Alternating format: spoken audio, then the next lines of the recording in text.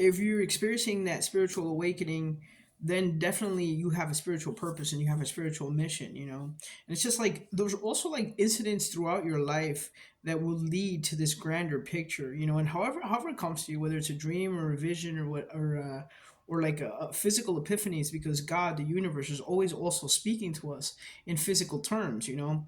And I think people have forgotten this, but we have prophecy, you know, we have revelation, and we have epiphany, you know. And it's just like if you're if you see a pattern in your life and it seems almost bigger than you can imagine, that's probably your life purpose, you know. I don't believe that there are small purposes. I don't take this this twin flame journey like lightly, you know. And it's just like, you know, sometimes you might get into like a narcissistic avoidant relationship, and that's a completely different thing, you know. But you will have like spiritual symptoms in nature that are beyond the flesh that will accompany this, you know. And again, like you will feel physical vibrations, you will have visions, you will have dreams, you know. You may actually like hear their voice, you know, and you will have dreams about them, you know. And it's just like, and it will also just not be like a vague lusting dream. Like it will have some significance, like it will tell you something, you know. It will reveal something, especially if you're a person who's already pretty in tune to yourself.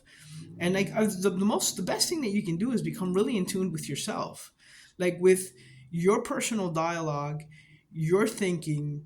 And like, in other words, if you dream of your cousin and your cousin was a certain type of person, right? Like I had a dream about my cousin, and my cousin was like he was kind of a jock, you know, and he was very emotional and intense, you know. And I tend to be that way too. And I dreamt about him that he was fighting in boxing, you know, and that he was fighting in boxing, he had boxed himself out of the room, right? And I realized that the connotation that it had to me was that if I was going to burn that intensely and that emotional, that I was going to burn myself out of the game, you know. And however that manifests. But so these are the things that you have to be aware of in yourself so that you can interpret your own dreams, you know. Because I think it's very difficult, even though, you know, we have in the collective conscious, we have a template for what things mean. So it's okay to do a Google search on like, well, what does it mean if you see a loaf of bread in your dream, you know? But then there's a lot in your own personal dream interpretation that will have to do with your own self that only you can answer. And the more you know yourself and what people represent to you, or what a significant incident or whatever, like the easier it will be for you to have that dream, and almost immediately you wake up and be like, I know what that meant. Like when you go through it and you think about it, like I know what that meant. So I've been working on this for like a lot of years. You know, when I was a kid, I used to keep a dream journal and everything like that. And then I went through a very secular life and kind of didn't think about it, you know.